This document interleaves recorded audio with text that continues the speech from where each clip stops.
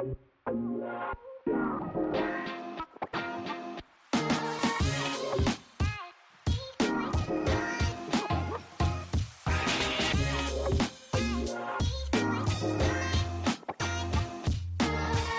Welcome to another Hemp episode of HempAware Radio. This is your host, Tyler Hemp, here to empower your hemposphere. And today we have a very special guest joining us, Eric Hurlock of Lancaster Farming. Eric is a distinguished writer and podcaster at Lancaster Farming, where he focuses on this fascinating world of hemp. And with his deep knowledge and passion for the industry, Eric has become a pivotal voice, shedding light on the myriad uses, benefits, and industry updates news surrounding hemp. He's here to share his insights and experience with us, having interviewed dozens and dozens of hemp experts and companies over the last several years. So I'm excited to dive into the topic of hemp education, hemp podcasting, and the latest in hemp news. So stay tuned and let's dive into this fascinating conversation. But before we get started, remember this hemp episode is brought to you by HempAware.com, your go-to source for hemp marketing, branding, and education so that you can grow your hemp business and attract the ideal customers so that we can all experience this paradigm shift that we're destined to through the powerful integration of hemp into our lives and businesses. So without further ado, I'd like to welcome aboard Eric Hurlock of Lancaster Farming. Thank you so much for joining me on the show today. Hi, Tyler. Yeah, thanks for having me. It's an honor. Thank you for that very warm introduction. I wasn't sure you were talking about me, but yeah, that was great. Thank you for all of that. Happy to be here. Yeah, you're such a great writer. You really cover important topics that I feel are maybe more important than the whole cannabinoid side of things. The majority of the news that's covered about hemp is CBD this and THC and CBG that.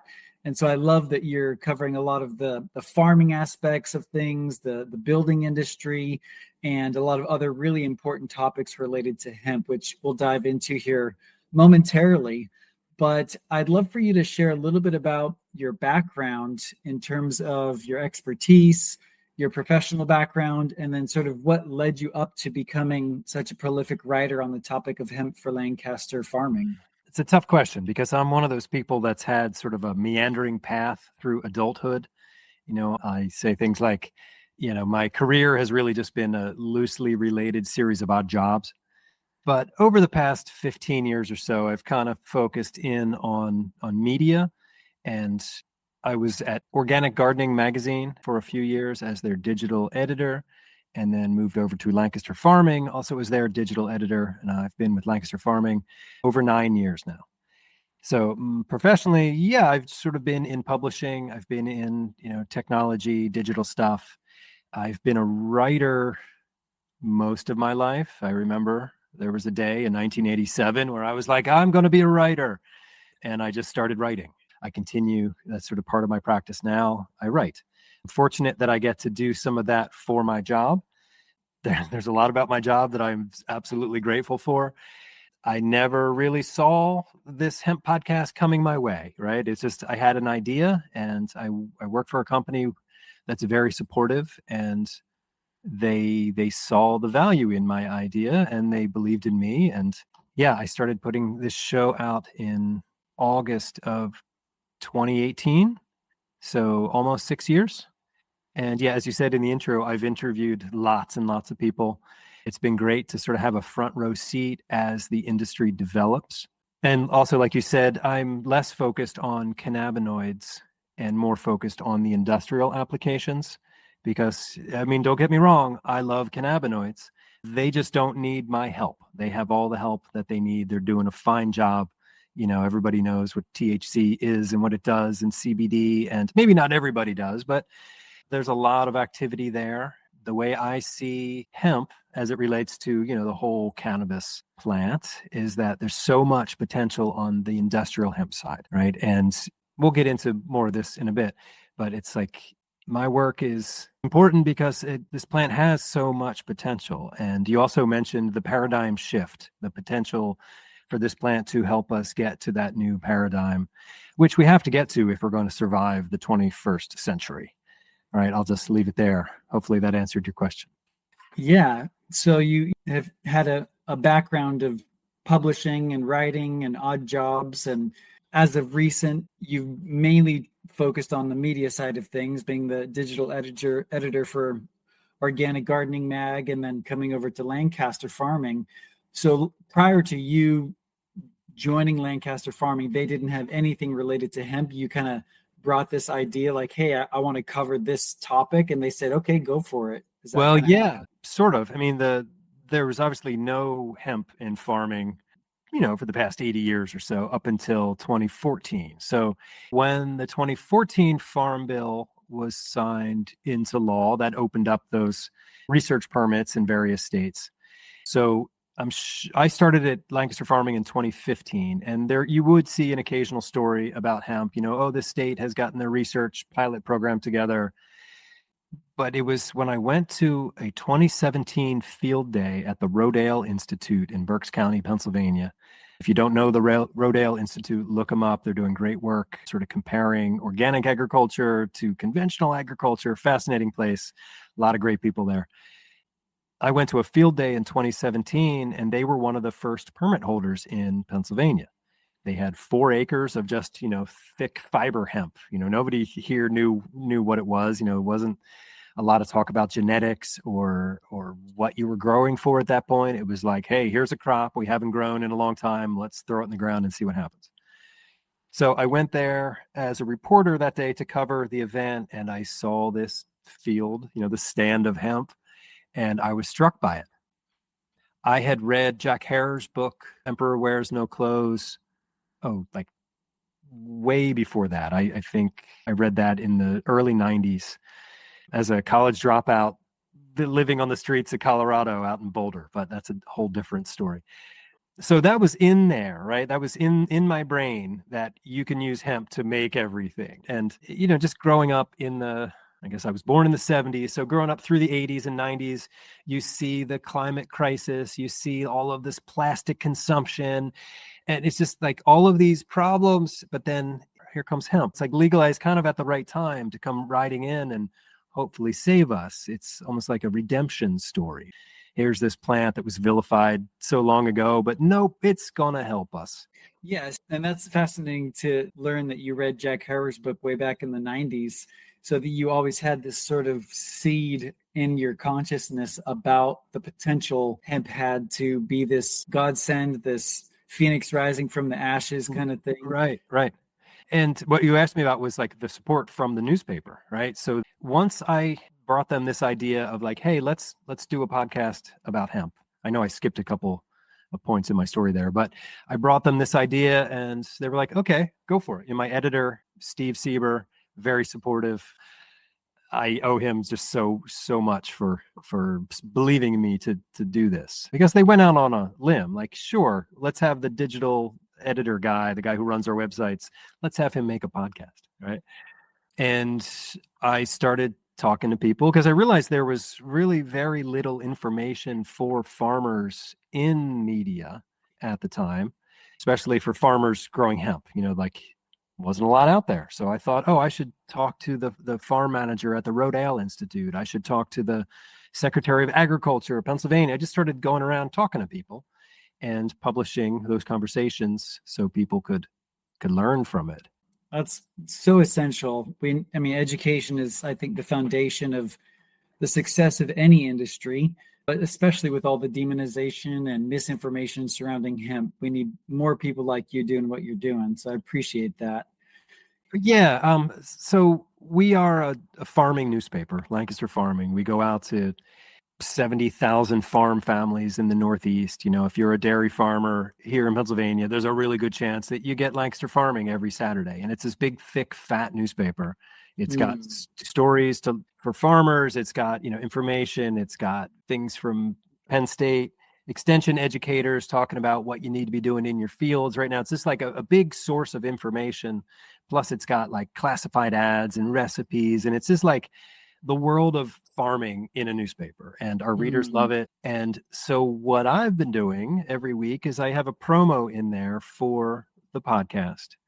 And I don't mean to be like subversive in this, but I feel like part of what I'm doing is normalizing the growing of industrial hemp, normalizing it in the sort of in the minds of farmers, right? Because Yeah. these are the people who are going to be growing fiber and grain. And there was a big, 2019, the floodgates opened, CBD, green rush, all of that stuff.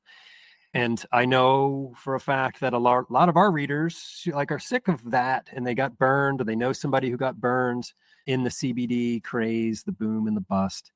So I make it a point to be like, no, I'm not talking about that. I'm talking about farming. I'm talking about row crops. I'm talking about, getting industrial hemp in your rotations with your corn and your soy, because to get to scale, in order to meet what I think is going to be a huge demand for all of these sustainable products, building materials, clothing, bioplastics, all of that, we need to get to scale. We need to get there soon.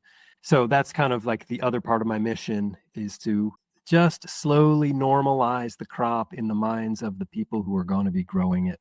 And so I think that's an important part of my mission that I don't really talk about much, but it's true, because we need, like, the farmers are the people who are going to grow it. It just, Yeah. it's not like, oh, I love marijuana, so I'm going to get a license to grow CBD, and I'm going to, it's like there was a lot of that happening when the Farm Bill was signed. Like, a lot of Hmm. people were like, oh, hemp is a gateway crop for farmers because look at all, it brought in all of these new farmers. Mm. Yeah, yes and no. I think the CBD boom and bust was good in a lot of ways, but had some negative consequences. Most certainly. What would you say are some of the biggest challenges or resistance that you get from farmers when you talk to them about hemp? Are they generally open-minded and familiar with it, or is there still a lot of confusion? Like what's the general consensus about the idea of putting hemp in their field? Well, obviously it's a sort of a spectrum, but for the most part, I think farmers are fine with it. It's like, oh, it's another crop. Can I make money from it? Is there a market? That's all they're going to care about. Do I have the equipment to grow it? Do I have the equipment to harvest it? Is there a market? That's really what it comes down to. But the problem for farmers is when you tell them that they need to go get a license, and then they have to go down to the courthouse and get fingerprinted and get an FBI background check, right? And then you're going to have the government show up on your farm like 30 days before harvest to test your crops to make sure they don't have THC in them. And if they do, if they have too much, you have to remediate or destroy the crop. So it's just like they set up this system that, I don't know, like no farmer that I know would want to go through any of those hoops, right? And God bless the Hmm. ones who do, because they see the vision, right? They know that this is important. They know that if you're an early adopter, it's somebody's got to learn how to do this. But not all farmers are going to be that, open to it. So Hmm. the biggest problem now are those requirements. And there's something happening now. I think you're going to see it in the new Farm Bill. There's draft language in both the House and the Senate version of it that is pretty much the 2023 Industrial Hemp Act, also known as the Exemption Act, that essentially creates a sub-definition of industrial hemp, splitting it from cannabinoid hemp, right? Because what that's going to do is get rid of the licensing. It's going to get rid of the testing.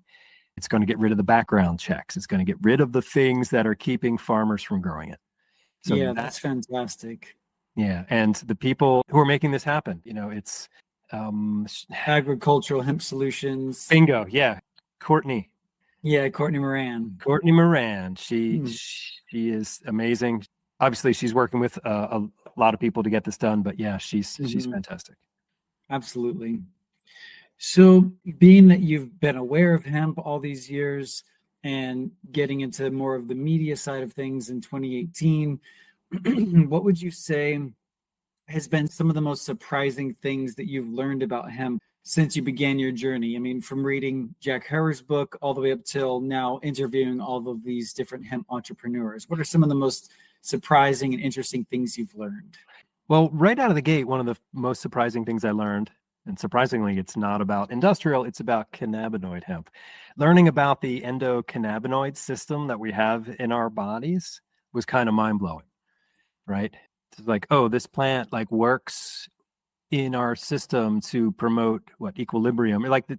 I'm not a scientist, I'm not a doctor, but it's fascinating that we have this system in there that, to me, it's sort of proof that we've been intertwined with this plant for a very, very, very long time, right? Mm-hmm. So that was surprising. Just also surprised by the amount of things that you can do with the plant. For me, the housing part of it is amazing. Like I have this vision, where we can grow our houses in the fields, Mm-hmm. grow the hemp, process it local, and just start rebuilding rural small towns and these houses that are poorly insulated. Just like there's so much you can do on the building side. So that was a surprise. I was just I'm continually surprised by the people in the space and the passion and creativity that they bring to what they're doing. Right. Mm. So that's what blows my mind too and surprises me. Like, oh, you build a car out of hemp, right? Like Bruce Dietzen down in Florida. Like, yeah, he Yeah, built a car out of hemp. So just like the things that people are doing, it's full of surprises. I agree. Yeah, and to your point about the endocannabinoid system, how cool is it that this plant, the number one plant that was probably more demonized than any plant in the world, has a name, a compound within our bodies or a system within our bodies named after the plant. It's like we knew about cannabis, and then we discovered what cannabinoids were, and then the word cannabinoid is actually a conjugation of canna, which comes from cannabis, and then binoid or cannabin, I guess, is cannabis, and oid is a Greek origin. It comes from the word eidos, which means wisdom. And so I love, like you said, it's this wisdom molecule that informs the different elements of our body, the different systems within our body to create that equilibrium. So I like to think of cannabinoids as wisdom molecules. I like it. I like it a lot. Yeah. And then, of Cool. course, housing, that to me too is like the foundational thing. Like when I discovered hemp when I was a young teenager and I saw that you could create homes out of this and food, like I was like, food, shelter, clothing. Like, There it hello, this is is, right there. Yeah. yeah. And then what that does is it allows us to solve the basic fundamental human needs so that we have the opportunity to expand into higher consciousness and really fully live out our true potential as human beings. And I really believe hemp is our vehicle to do that. So, and then I agree too about the people, their passion, the creativity surrounding this plant. It's just such amazing people with beautiful visions. And so that is one of the funnest parts of this industry and market, is the people involved. Yeah, I've been really lucky to get to know these people and spend time with them. Like, I've been out to Montana a handful of times. I've gotten to know the Elliots, the family that owns and operates IND Hemp. I've gotten to know, Greg Wilson at Hempwood and Cameron McIntosh here in Pennsylvania at Amerishon, like a hempcrete builder. And I love these people. They're so inspiring to me. I'm an optimist, and it's taken me a while to get to optimism throughout the course of my life, but I'm a determinate optimist. And that's like, I believe that we are headed toward a very specific thing. And I'm excited. And the people whose stories that I'm telling through the podcast, these are the people who are building the future that I am determinately optimistic about. I love it. Yeah, you're doing a great job supporting these people. So, as a writer and a podcaster for Lancaster Farming, how do you see the role of media having these conversations, covering these topics? What do you see the role of media in shaping the overall public perception of hemp? Yeah, it could play a really big role, and it should, but I think our media system in America is broken, like for-profit media, like looking at cable TV and all of the 24-hour news, like they have the wrong thing in mind, that's a greed-driven system. But like in an ideal world, media could be helping to tell the story of this plant, right? And that's what I'm doing, but we're a niche publication, right? I'm a small Mhm. podcast. I'm not reaching millions and millions of listeners, however much I would like to be. But I think the media will play a role in, choosing my words carefully here, it's like as some of the older folks leave the industry and newer people move into it, maybe you'll start to see a shift in what's covered because like I don't see a lot of, well, granted, I don't watch a lot of TV, but I don't see a lot of coverage of positive ways of addressing climate crisis. It's like the stories are so short, the news cycle is so short but what I'm talking about on this podcast is long term, right? Like I'm talking about things that aren't really going to happen for another 5 years or 10 years or 15 years. And the way the cycles are now in media, it's like we don't have attention span for that. So I'm just slow and steady hanging in Mm-hmm. there. But there's so many great stories to tell, like the people we mentioned, like these great inspiring stories. But I was talking to someone earlier and, I talk about hemp so much that I forget that other people don't know what I know about it. And so when I sort of get on my little soapbox, a little TED Talk thing, I then apologize and no, but the person was like, wait, I don't know about any of this. Keep telling Mm-hmm. me. Like this is fascinating. It's great because I think young people especially, like they're concerned about climate, they're concerned about economics, they're concerned about their health. Wait till they get a load of hemp, right? Like it's Mm-hmm. just waiting for consumers to demand that we start making all of our stuff from plants.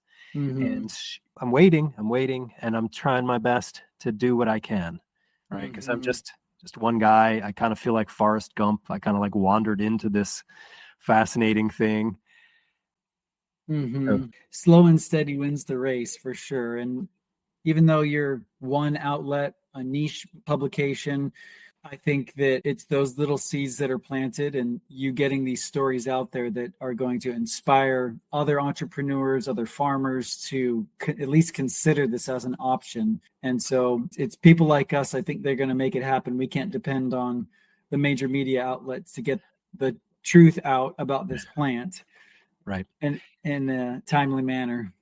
2 weeks from today, I'm actually going to Prague as part of a USDA delegation to the European Industrial Hemp Association conference. And this is kind of like sort of a testament to the work that I'm doing, is that I was invited to go on this from the National Industrial Hemp Council. They are tied in with the USDA and they're taking a delegation of American businesses over. So I was invited to sort of be embedded in that. And that's an honor because big media news agencies aren't sending people there. So this is a Mm-hmm. special thing that I get to do. And I am absolutely grateful for it. And I'm just curious who I'm going to meet and what I'm going to see. Mm-hmm. Yeah, that's exciting. So, are you sort of leading the delegation to show them or introduce them to hemp, or you're part of it? No, I'm part of it. So it's Uh-huh. led by Patrick Atagi from the National Industrial Hemp Council.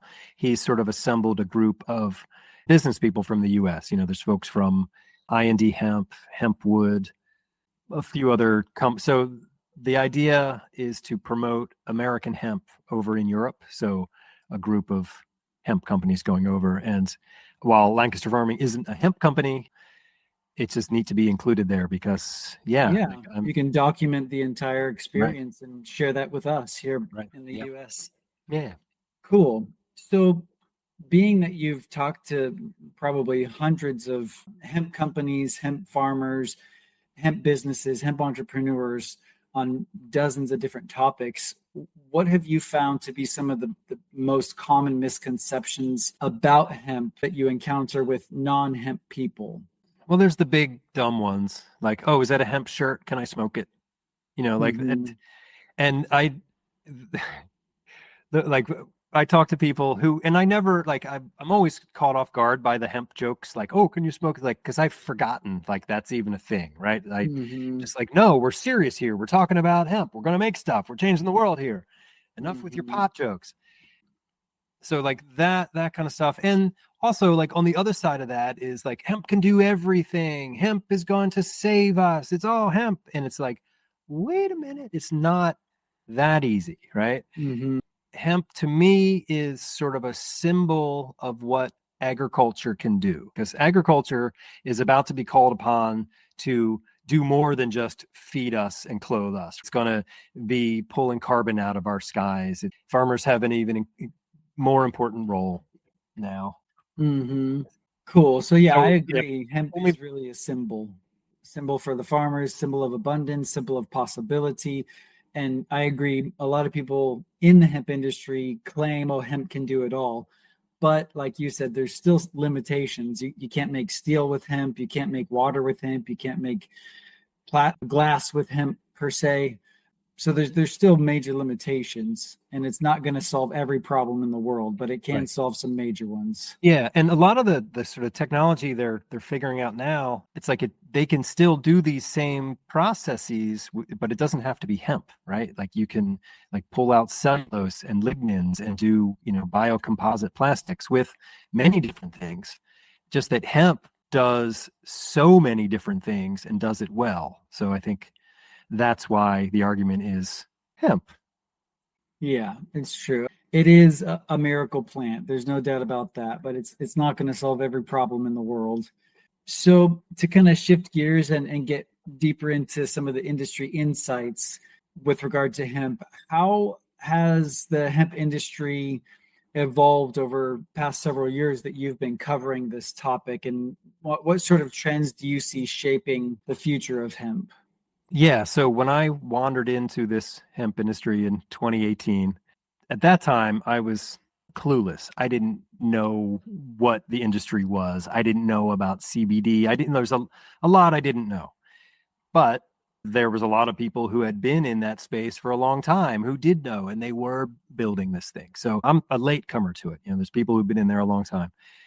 For me, that the first full year of covering the hemp industry on the podcast was 2019, and that was the big CBD boom, right? So everybody was Mm-hmm. growing hemp. The acres were skyrocketing, and it was crazy. It was a lot of fun on the show because people would call me up like, "Hey, I'm doing this thing," and I would interview people, and I talked to a guy who, what's his name? He won the Tour de France one year. He was involved. Floyd, what's his name? He's from Lancaster. So just it was a lot of excitement that first year. I'm way off topic on your question. But so Not that first really. first Yeah, year was that's 2019, and it was crazy. It was just like a free for all. We had a summit that year. We helped have the 2019 Pennsylvania Hemp Summit, and they let Lancaster Farming host the reception, and I'm like, all right, cool, let's get a band. And I put the band together and I did a live podcast from the show, and it was just like hmm. somewhat of a party atmosphere because there was a lot of money washing around. Like I got Mm-hmm. sponsorship to pay the band, and so that first year was crazy. But then 2020 COVID, the bust, all of that stuff, and the whole time I was looking at the CBD stuff going like, ooh, this isn't what, like, no, this isn't what I want to talk about. I want to make things. I Mm. want to sequester carbon. And then like the food aspect too. Like, so all right, 2020, 2021, the conversation started to shift, at least from my coverage, into food and industrial stuff. And the hemp feed issue is fascinating, and that's coming along too. So what you're seeing now, 2024, the new farm bill is going to split the two sort of sides of the hemp industry. I think you're going to see more people getting into the fiber and grain. We're going to see a lot more processing pop up. I&D Hemp for a while was the big one out there in Montana, but now Panda Biotech down in Wichita Falls, Texas, that's like really big. So there's processing coming up. It seems there's little pockets around regions around the US where people are really focusing on it. Like here in Pennsylvania, we don't have any processing yet, but there's a lot of people working on it. We've got the Pennsylvania Hemp Engine, which is this group that got money from the National Science Foundation to jumpstart an economic engine. There's just some really neat things happening all over the Mm-hmm. place. Like you poke something with a stick and you'll find somebody cool doing some hemp stuff and textiles, building materials, bioplastics. It's all of it. Mm-hmm. It's I get pretty excited about it. Totally. So it started out when you got into it, when 2018 Farm Bill and the whole CBD boom, all this money pouring in, farmers putting a bunch of plants in the ground to grow CBD. And then it sort of exploded and a bunch of people made money. And then all of a sudden, COVID hits and there's just this oversaturation of cannabinoids. And you're looking at this going, Maybe I'm going to shift gears and start focusing on the grain and the fiber side of things because we can make stuff. We can actually build houses and have a much Yeah. more innovative approach than just this whole cannabinoid side of Yeah, things. well, from the get-go, I was interested in those things. Like the one of the first podcasts I did was with a material scientist at Ford Motor Company. Mm, I want to say her name was like Debbie Waluski or something like that. And so I've always been interested in the industrial applications and what you can make from it. So when the CBD stuff happened, yeah, it caught me off guard, but people were interested in it. So, I put out an episode about terpenes and like, how to harvest CBD hemp and trying to give the audience what they wanted, right? But then as that sort of faded away, because yeah, the 2020 with COVID, there was a lot of people who grew hemp in 2019 that were left holding the bag, right? And not a lot of people made money in 2019. And a mm-hmm, small handful of people. And there's like, you can pinpoint to sort of things that happened along the way that led to that. Like I've talked to people who are like, oh yeah, I wrote this paper that sort of outlined how you could make $50,000 an acre from CBD. And like that sort of got out in there and everyone was just flooded, like dollar signs in their eyes. mm-hmm. So I've always kind of maintained that connection to the industrial stuff. And I was Cool. just very thankful when sort of CBD kind of like blew up. I'm not thankful that the Delta 8 situation went the way it did. That is kind of heartbreaking because for years and years and years, the hemp advocates were telling everybody, politicians, lawmakers, everybody, like, we're not in this to get high. This is like, we want to make stuff out of the plant, right? And like, you can smoke a 10-foot joint of hemp and you'll just get a headache. And like all of these things that the advocates had been saying years and years and years were just completely undermined, like Mm-hmm, instantly with Delta 8 and Delta 10 and THCO and all these, mm-hmm. I like the term red state weed. Bob Hoban calls it that. Yeah. But whatever. We're not here to talk about that. Yeah, one bad apple can spoil the pot, but I think this new 2023 farm bill, the exemption bill, is going to be instrumental in opening the doors up for the grain and fiber market once again. So there's still hope for that. Yeah. And I think this is a good sign. They did a great job. They got sponsors and Senate and the House, and they approached it in a very, very intelligent way. I say Mm-hmm, they, like Courtney Moran and the whole crew, National Hemp Association, very much involved in that mm-hmm, as well. So yeah, definitely.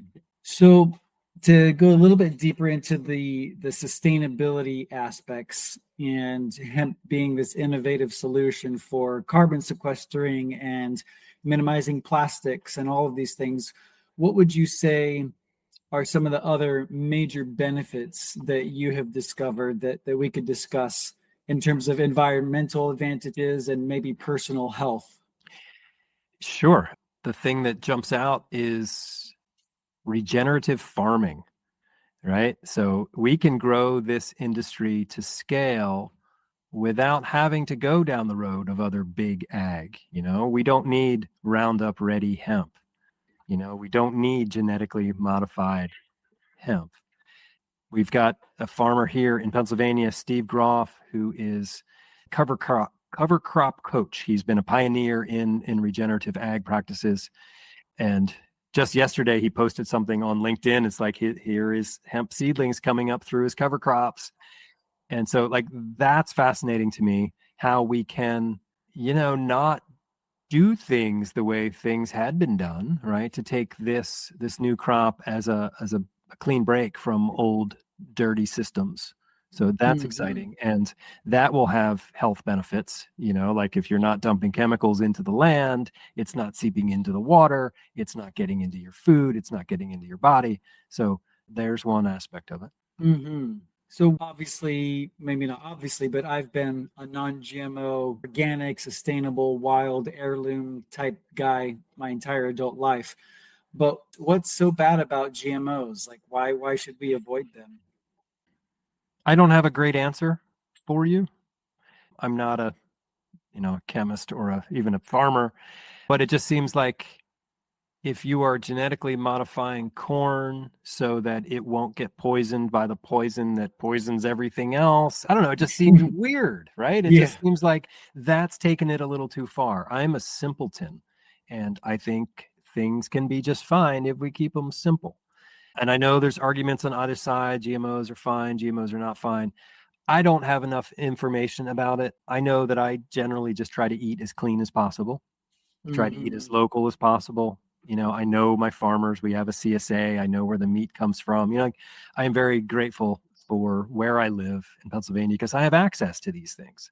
Not everyone else does. But And anyway, you mentioned regenerative farming, and you mentioned cover crops. Can you tell us a little bit more about the definition of regenerative farming and what are some of the practices involved in that?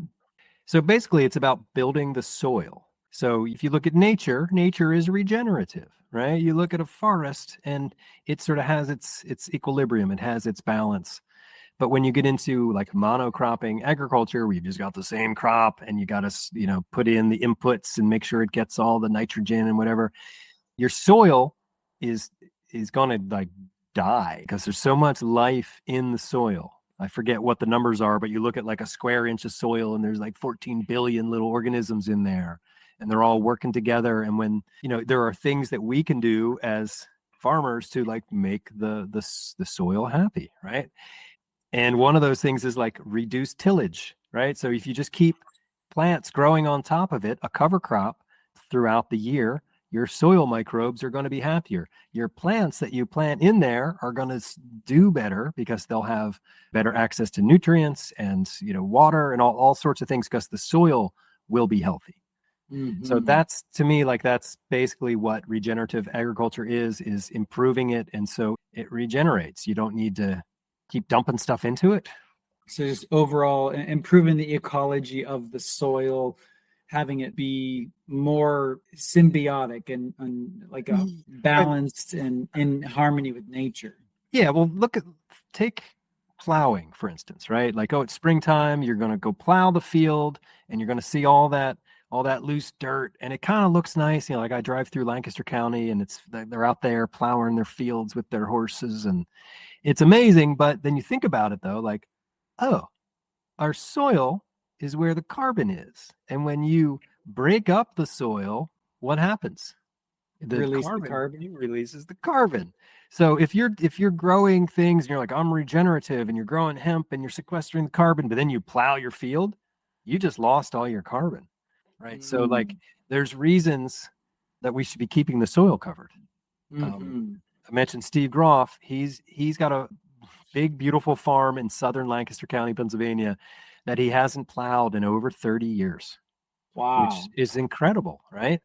There was one time last spring where we had just gotten rain for 3 or 4 days. And he's like, Eric, I just drove my truck into the field.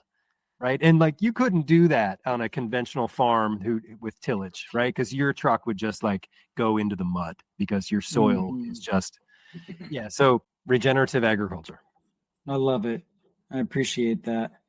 So most of our listeners are hemp business owners, hemp entrepreneurs, and or educators, advocates, people that are really wanting to get the word out about hemp. But let's say some people are new to this concept of industrial hemp and using it for all these applications. What advice would you give to someone who's looking to get into this industry, whether they're a farmer or an entrepreneur or an advocate? Yeah. Well, if I was a farmer looking to get into it, I would start talking to other farmers. I would talk to some of the associations. I would like join the National Hemp Association, sort of tap into the network of people who are already doing this. I would also recommend that you start small. That was the advice that people were giving out in 2019. Like, yeah, only grow a little bit. Nobody listened, right? But it's good advice. Like it's a new crop. It's not rocket science, but there's some nuance to it. So start small. Don't think you're going to like, oh, I'm going to put 50 acres in now. Have you ever grown it before? No. Like, good luck. So start small, talk to people, talk to your neighbors, talk to your, other farmers. So farmers, and then people who want to get into maybe a hemp business. Yeah, same sort of thing. Just talk to people, see what's out there, educate yourself as much as you can. Would you recommend any particular resources or communities for hemp entrepreneurs? I know you mentioned the National Hemp Association. Are there other organizations that you would recommend, or A, books or other resources? yeah, a lot of great organizations. It seems like every state has some kind of association. Like Mm-hmm. South Dakota has the South Dakota, Hemp Association. There's the Illinois Hemp Growers Association. Like every state, you'll find some like really passionate, smart, motivated person who's a visionary, and they organized already. And so Mm-hmm. there's a good chance that somebody in your state or your area has something going already. So do a Google search, find them, and just ask questions. And I found that hemp people in general are very receptive, right? They want you to learn. They want yeah, they want success. That's the Mm-hmm. other thing. Like in the space as I'm covering it, it's like you could imagine it could be very competitive and cutthroat and all that, but it's not. Like there's a really passionate group of people in the hemp industry who know that there's so much potential and there's so much of the pie available that it's better to work together now than like to compete against each other. So Yeah, that's we nice to call see. it co-opetition. Yeah, right. Like it's a healthy level of competition, but knowing that there's going to be overlap, there's going to be the opportunity to share in this market. That, like you said, there's so much potential and so many niches and so many avenues to generate revenue that working together is really going to be the best way to grow this industry and grow our own businesses. Mhm. Yeah, and then maybe advice for advocates. Yeah, just learn as much as you can and keep talking to people, and try not to make pot jokes. I don't know. Yeah, right, exactly. Well, if there was like some resources, do you like for all three of these groups, farmers, advocates, and hemp entrepreneurs, what do you think's kind of missing in the industry right now that could help them succeed and help the plant succeed? Money, capital Okay. investment in infrastructure. That's what we Mm-hmm. need. We need government money, we need private money, we need to come together and build the infrastructure.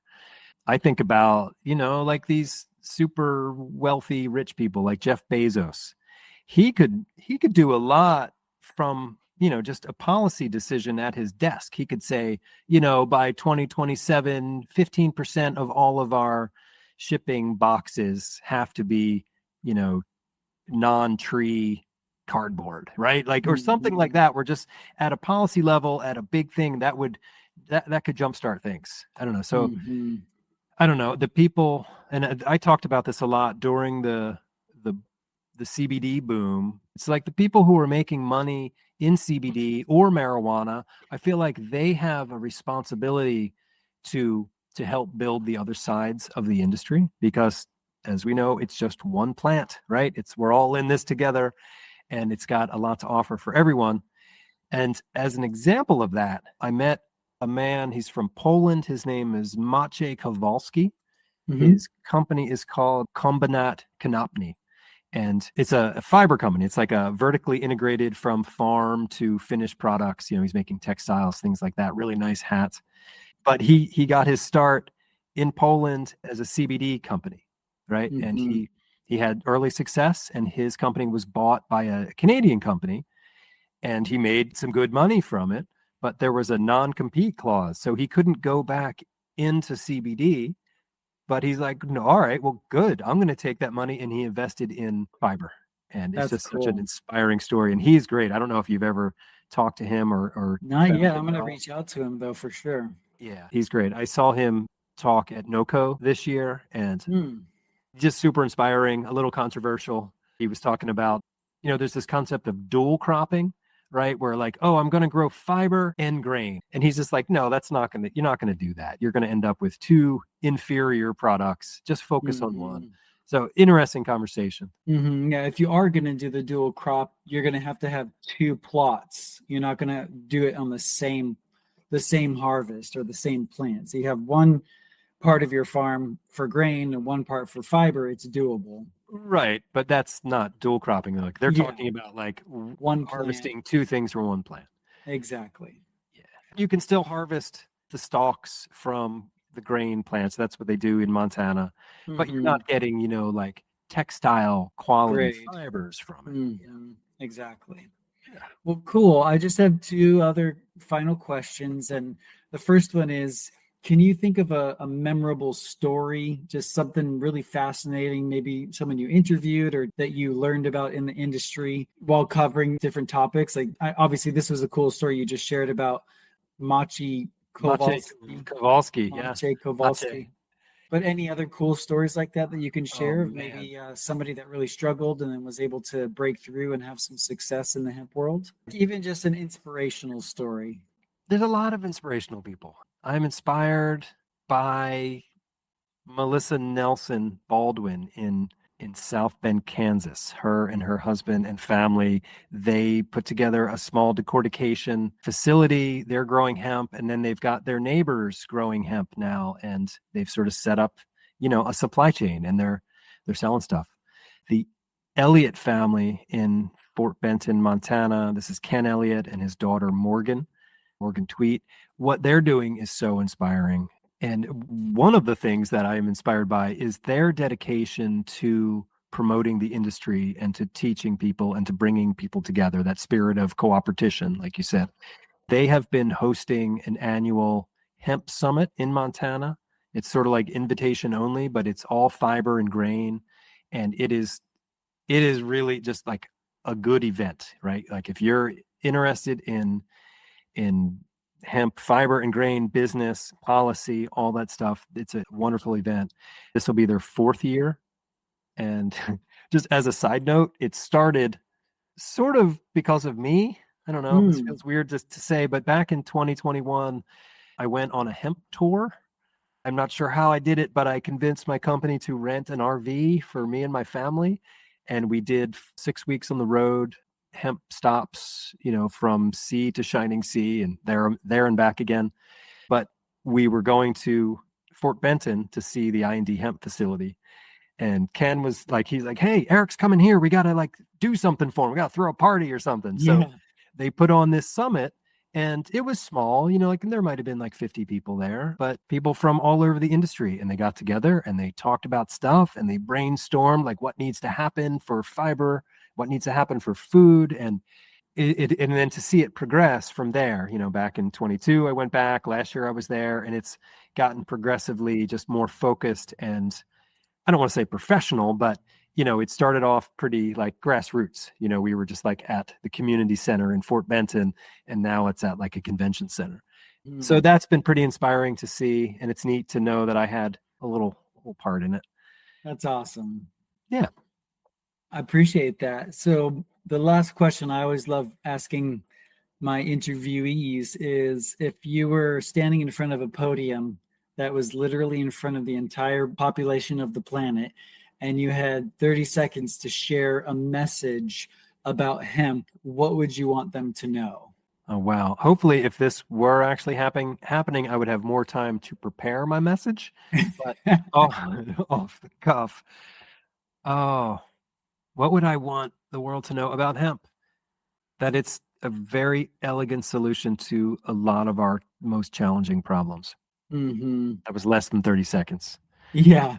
And then if you encourage them to take one action today as it relates to that vision, what would that one action be? Wow. I feel like I would want them to write a letter to somebody like at a company or something, or like Hmm. if we can get consumers giving a shit about how their stuff is made, right? Like Hmm. if we could get people to think about every time you get some food and you peel off that plastic and you throw it away, like couldn't that plastic film be made from plants? Yeah, it could be. Hmm. So I guess I want people to just think deliberately about their actions, about what they're doing and how they're consuming and the effect that is having on our world. And if you extrapolate, where's it going to go? Where is your behavior today?